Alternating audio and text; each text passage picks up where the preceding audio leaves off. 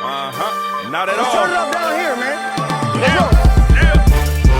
Underestimated and still I made it. In the book of hard knocks, I'm highly educated. Nobody chose me, looked over, but still dedicated. Played in the league for 13, I ain't gotta be favorite. 2 Super Bowls, Honolulu, I stood with the greatest. The thing is this, and never rich, I'm good with my neighbors. DB precision, television, ain't asked for no favors. Numbers don't lie, neither do pictures, just look in the papers. No backing down or turning back, part 2 of the movie. Never the biggest, but it takes more than 2 just to move me. Ain't gotta like what I'm saying, just watch me go to work and tackle all of these topics right here on Face First.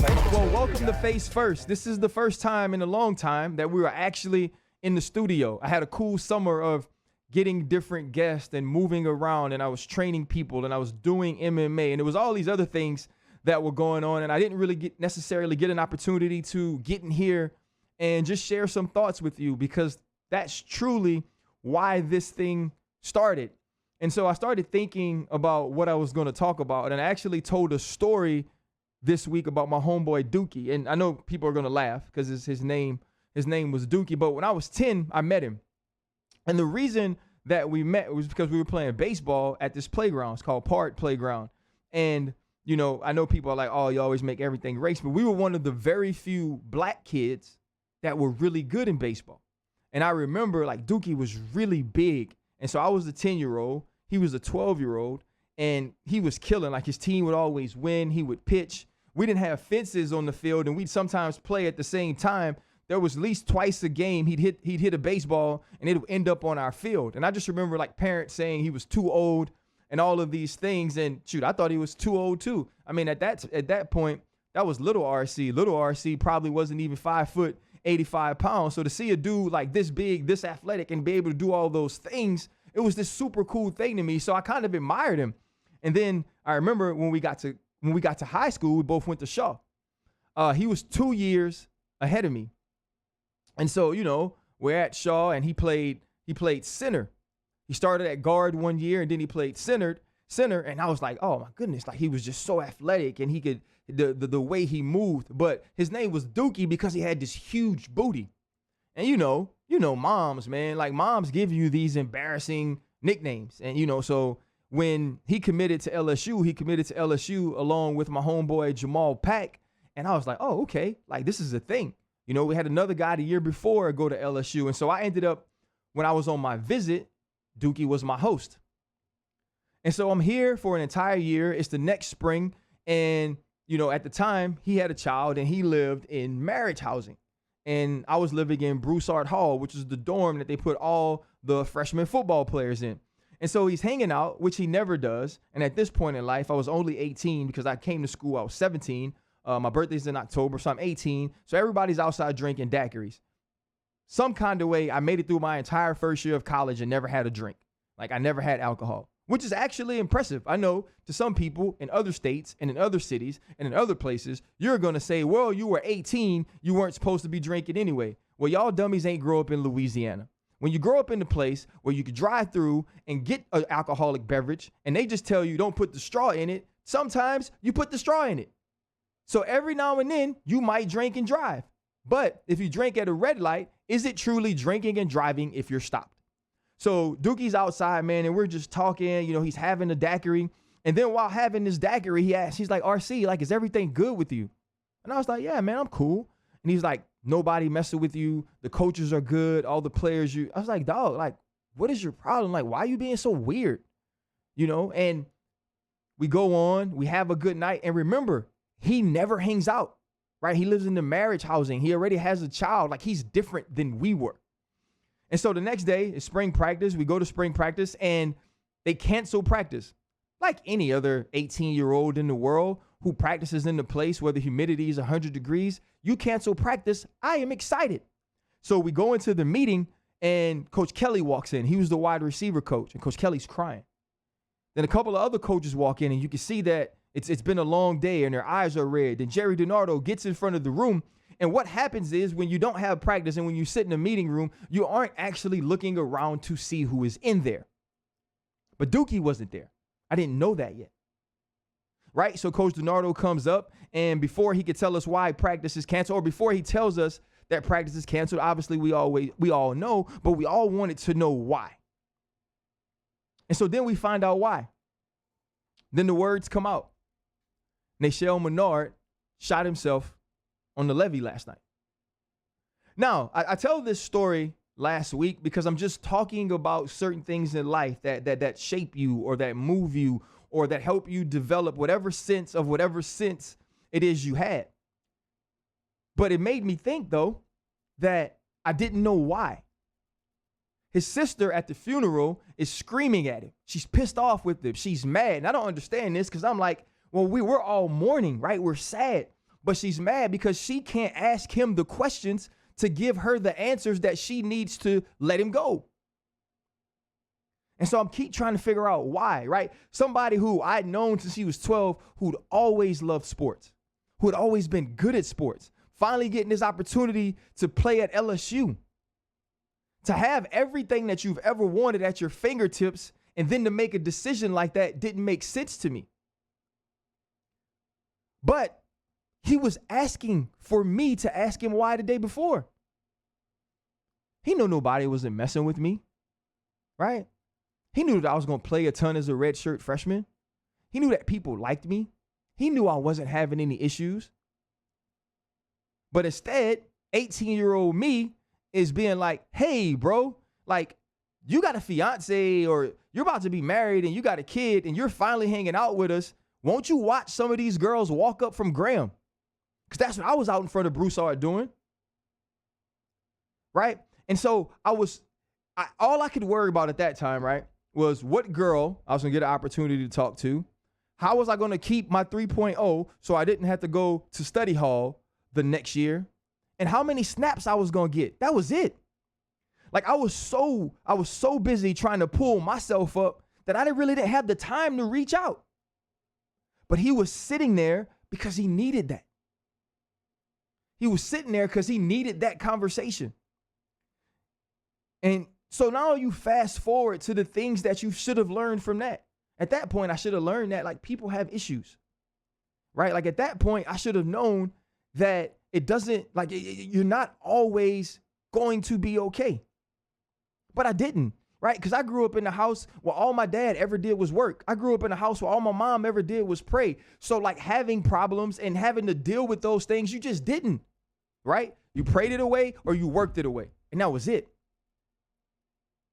And the rest of it, I just ignored or just didn't acknowledge it because it couldn't exist for me. I couldn't afford those things, right? To me, that was like rich people stuff. Like when you're rich, you can have issues because you can buy your way out of it or you can buy your way to a solution. And so now we've gotten to a point to where athletes or entertainers or people who have reached certain levels of success are very honest about the things that they deal with, right? Like Naomi Osaka. Everybody loves Naomi Osaka. Like I remember you didn't have to be of black, you didn't have to be of African-American descent. You didn't have to be of Asian descent. I remember when she beat Serena, everybody was fired up.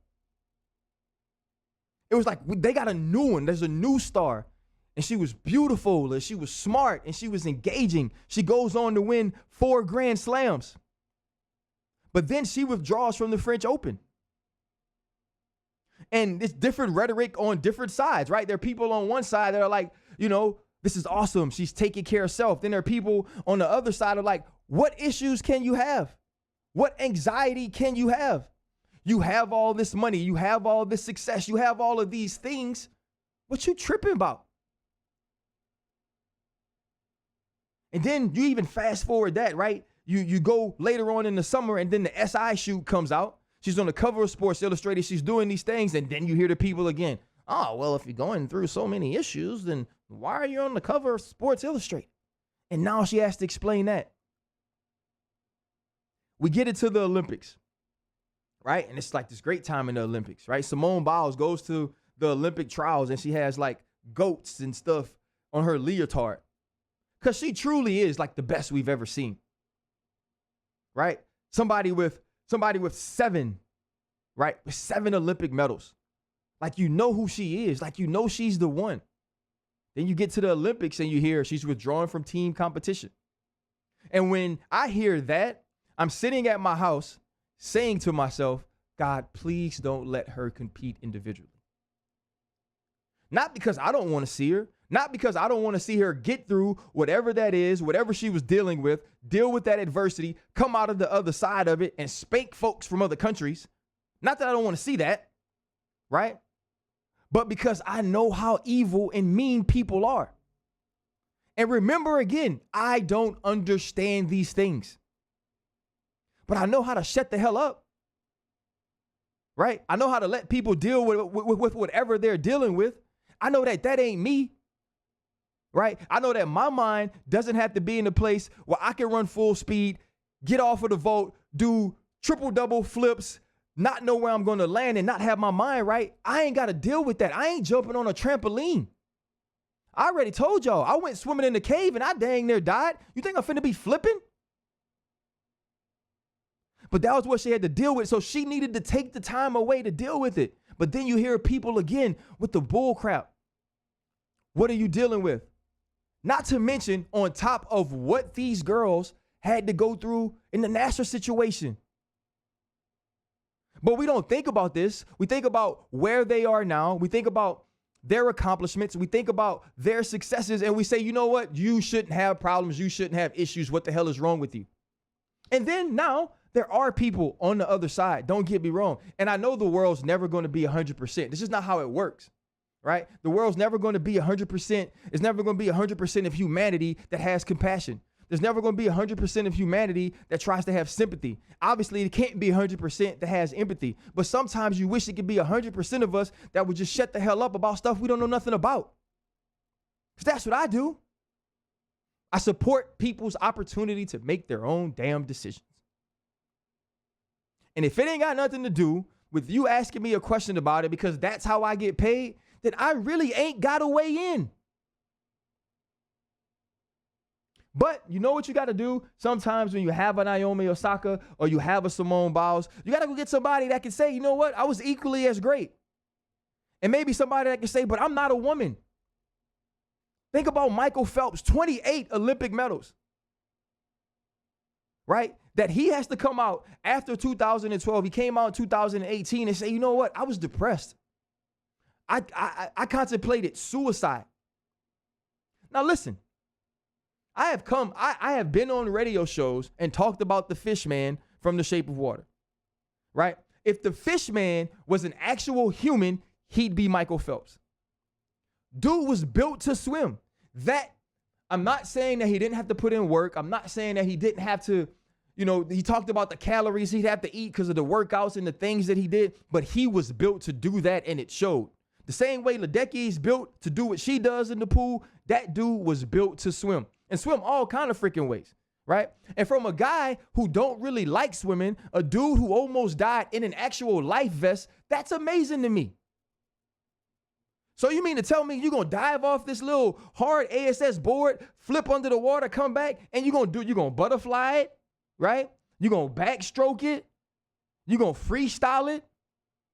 You're going to do all that? What problems you got? You got money. You got endorsements. But for him to have to remind our stupid asses that we are all human beings, that nobody is perfect. It's okay to not be okay. He got to say that because all the rest of you dummies can't feel that. All of the rest of you dummies can't just say, you know what? It's all right that you got problems. Because the thing is, what we miss is all of us have issues. They're just different. Some of us just aren't famous enough to have to deal with them publicly. Now, you would think that I'd understand this more after having a friend go through what he went through, but the reason I don't understand it more is because I never got to ask him why, because I was too busy worried about me. And don't get me wrong, right? Like, I'm talking about stuff that's happened this summer, and I'm talking about things that people have gone through. My summer was freaking great. End of the spring, I get a new deal, right? They try to make me work unlimited. Hell no. Y'all got Swagoo for that. Swagoo gonna be on TV all the time. RC gonna let Swagoo kill it when he kill it. You get these days out of me that I signed up for. Right? Then, just out of the blue, hanging out at Traction, right? I'm at my training facility, just doing my DB precision thing. I get a call, anytime your boss texts you, this is what I don't like. When your boss texts you and goes, give me a call when you free. One, you my boss. What the hell you just call me? You could call me. I could not answer it. My voicemail ain't set up in order to make people text me and not be able to leave voicemail. So now I can text you back if I don't want to talk to you. Just call. But no, he says, RC, call me when you have a chance. Uh-oh. I got caught stealing boxes? I'm finna get fired on my day off like Craig? I was nervous. So I call, and he's running through my schedule. Okay, RC, you're gonna do this during the season, and it's gonna be SVP, and you have to do get up this morning, and then you'll work on Friday. We're trying to figure this out. I was like, oh, that's cool. And he says, oh, do you want to do an MMA show with Daniel Cormier? Right? And so this is where my acting chops come into play, because you can't be too excited, right? Because my boss is a football boss. I don't want him to be like, oh, you just want to do that more. I was like, well, man, if that's what the network needs. If you guys think this will work, then, that's fine. Inside, I'm like, mother effing right. I've been waiting on this. Why in the hell you think I'm tweeting every time it's a UFC fight? You think I truly want to watch the 15th and 13th ranked bantamweight fight? No, but my tweet might get on TV. Dana might see it. UFC might see it. I might get a show. Bam, got a show. Right? And so he continues. He's like, yeah, you're always tweeting about it. So he continues and he goes, well, they want to launch the show during some fight in July. And I was like, Conor McGregor, Dustin Poirier? He's like, yeah, I think that's like the guys that are fighting. Once again, watch the acting chops, guys. Man, summer's busy. I got training. Obviously, I'm working. But, I do think it'll be great for DC and I to start this show together. And, it would be good if we could do it in the studio during that week. So that's a sacrifice I have to make. If I have to go to Vegas from Wednesday to Sunday, and if I'm forced to watch Conor McGregor, Dustin Poirier in the first open event back in Vegas since the pandemic, I think, just for the network, like that's the Disney way. I'll do it. Man, inside, boy, I was dancing. I looked like old boy on the scoop where it is. I was just like him, right? So I'm fired up. And so we do that. I have the DB Precision Retreat. During that retreat, I do a podcast with the safeties. I do a podcast with James Harrison. Afterwards, I do one with Troy. I get to go to the Hall of Fame. You're surrounded by like all this greatness, right? You get to see one of your best friends in the world, who's the most humble person, the greatest human you've ever been around, finally accept that he made it, right? For Troy to tell me, I've always been the little brother, and that day it seemed like everybody was proud of me. That's what made me emotional. I was like, it wasn't the fact that you're one of the greatest players of all time and now everybody thinks it, because that's what made me fired up, but that was the way he saw it, right? And then probably the highlight of my summer, I get to speak at LSU's freshman orientation. I didn't get to go to orientation, right? Because I was getting oriented to Jerry DiNardo's obsession with Texas A&M having 112 plays at their scrimmage, so we're going to do 125. Now, you would think, since it's 100 degrees and 100% humidity, we wouldn't do that many. We could do 113 since they did 112, but we had to do much more. And so speaking at the orientation, it's the Diversity, Equity, and Inclusion Foundation. And so I'm having to tell these kids who are so much closer than we are to understanding that people need understanding, to understanding that it doesn't matter who you love or what you look like or what you're born as. If you believe that you are something, and if you believe in certain things, then we got to let you do that. They're different than us. They don't have all these preconceived notions of this is what you got to be loved. You can be loved whatever way that you are. And I get an opportunity to give them a speech, and I'm actually studying, and I'm trying to figure out, you're talking to 17 and 18-year-olds at your alma mater, at a school that you played football at, you played 13 years in the league, you're on TV. Why are you nervous to talk to these kids? Because I know that what I can tell those kids and the way that they're going to receive it are going to be the way that 18-year-old Ryan Clark received it, who was talking to his friend on the night he killed himself and never asked the question why. So that was about faith. It was about belief. It was about love. It was about acceptance. It was about understanding. It was about togetherness. Right? It was about our responsibility to each other. And those responsibilities change. Those responsibilities change the more that we get. The more that we succeed, the more that is asked of us and the more that we should give. That's just the way it works. And to people who don't think it works like that, that confuses me. It confuses me to think that you can gain these things and not owe anything back. There's nothing else like that in life where you just get stuff for nothing. I don't get to just go to a restaurant, they cook me food, give it to me for free, and nobody wants nothing. It's not the way it works. And so it seems like now we're getting to a point that just because we've had to work for something and we feel like we earned it, that there's no responsibility attached to it. That's not a life that we should live. And yes, I'm a proud Tiger. And yes, that's why it was an emotional moment. And that's why when I got an opportunity to see Sha'Carri Richardson run and she runs 10.84 at the Olympic trials, I was proud of her. I don't know her. That ain't my friend. Now, what I do know is I grew up with a lot of people like her. I went to elementary and middle school with a lot of people like her. I went to church with a lot of people like her. My family members are like her.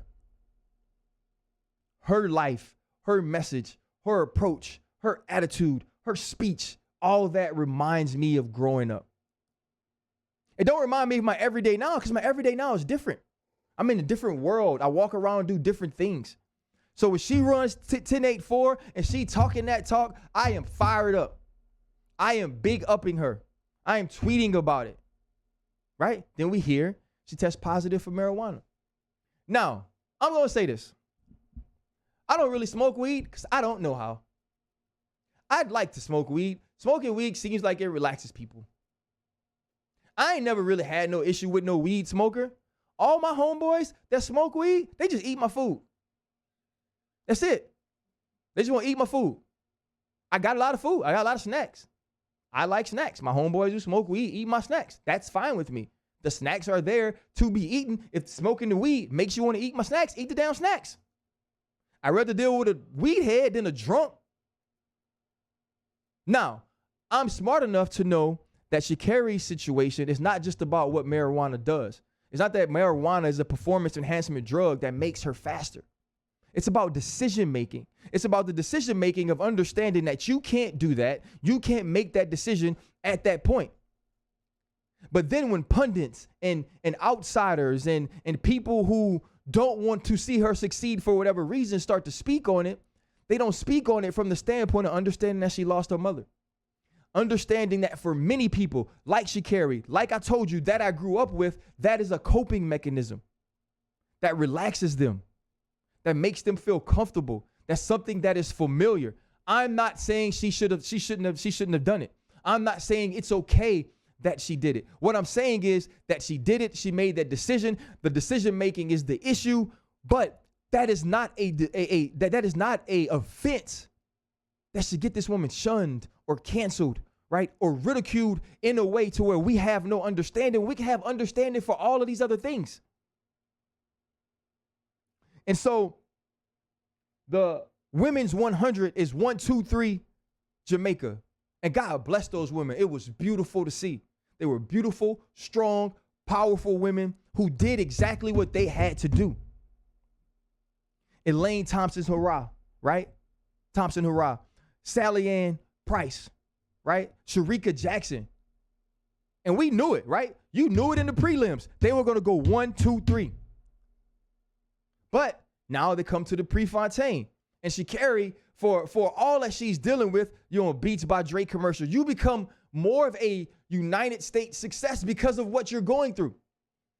Because the people who want to support you, the people who understand you, understand that from the outside, you're going to get all this heat. So let's prop you up. Let's help you. Let's help you make better decisions. Let's help you feel more positive. Let's help you feel more powerful. Let's help you feel more strong or stronger. So she got the TikToks before the dance, and she's doing before the race, and she's doing all these things. Then you run 11-1. Then you come in 9th. Then you still talking your stuff. And I understand you talking your stuff because that's who you are. That's who Sha'Carri is.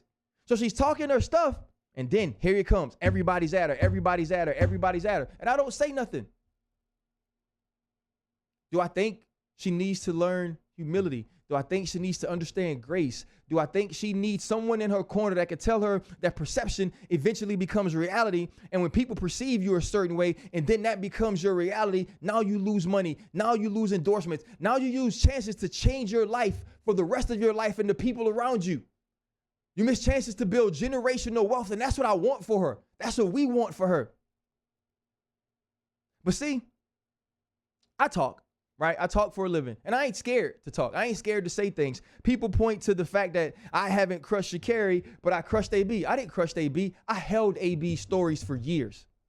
I refused to tell those stories for years until those stories reflected football or affected football. Then I told those stories. But when everybody else comes around and they start beating on AB, and he seems to have this erratic behavior that I can understand or that I can't explain, I pull back because I ain't got to be no bully. Right? My fights, I want to fight one-on-one, and I want to fight that I'm scared to lose. I don't want to jump you. I don't want to jump in on people who are struggling. At that point, he was struggling. I let it go. I feel like Sha'Carri is struggling. So I tweet out to my friend Emmanuel Acho, who's the author and producer and director of Uncomfortable Conversations with a Black Man, that, man, you show so much grace to all these other people. Where's the grace for Sha'Carri?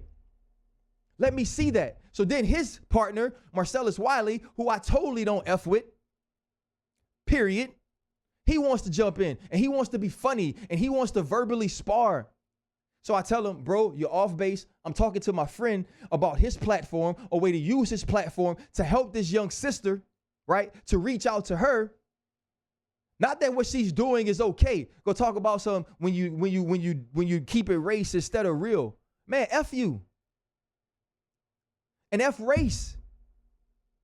It's about having a responsibility as who I am to make sure that I'm not pushing on people who are already down. Not saying positive things about where they fall, but not pushing on people where they down, because that's not what I do. That's not my job. Right? And so I try to explain these things away, and I try to say, I know she needs to grow. I'm just not jumping on her with the rest of the world. I'm not going to gloat and boast in her failures. They still keep coming. Marcellus still keeps coming, and he thinks it's funny, right? And I got a rule, right? I don't follow Marcellus because I don't agree with him. But I also don't get to disagree with people about what you put on your social media, because clearly the other 300,000 people in the world that follow you want to hear those thoughts. So it is not my job to oppose those. So I'd just rather not see them. Right? And so my other rule, which I think is a very, very simple rule, is this. If I ain't having sex with you, I ain't arguing with you. Right? If you are a man, there is two ways things go. We discuss. Once we can't discuss, we fight. Period. I don't want to keep having these damn conversations and trying to figure out who's right, who's wrong. I heard you, you heard me. Let's shut the hell up. Now, if we can't shut the hell up, clearly we have a personal problem now. I don't want to verbally spar. We ain't cool. We ain't friends. Let's just throw hands. I understand that I am not evolved, that I shouldn't be that way. But I also understand that I'm not evolved, so that's why I do the certain things I do to protect myself from having to tell people, let's just fight. That's not the right way to be. I understand that. So I try to remove myself from it.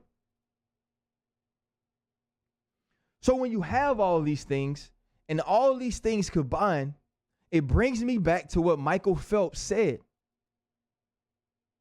It's all right to not be okay. It's also all right to let people not be okay. Because here's the thing. We look at these people who can accomplish these amazing feats and start to think that they're not like us, that they're not from this planet, that they're not flesh and bone, but they are. Because you're super athletic, it doesn't make you superhuman. Because you have extraordinary physical traits, it won't always equate to extraordinary emotional fortitude. And winning in your field of sport doesn't mean you won't have losses in life. And all of that has to be dealt with in a very human way. So whether it's Simone Biles, whether it's Naomi Osaka, whether it's Michael Phelps, Sha'Carri Richardson, or if it's Dookie, sometimes ask folks why. Sometimes don't be so busy trying to pull yourself up that you can't reach to the side and pull somebody in. I'm glad to be back in the studio. This was on my heart. This was Face First. Underestimated and still I made it. In the book of hard knocks, I'm highly educated. Nobody chose me, looked over, but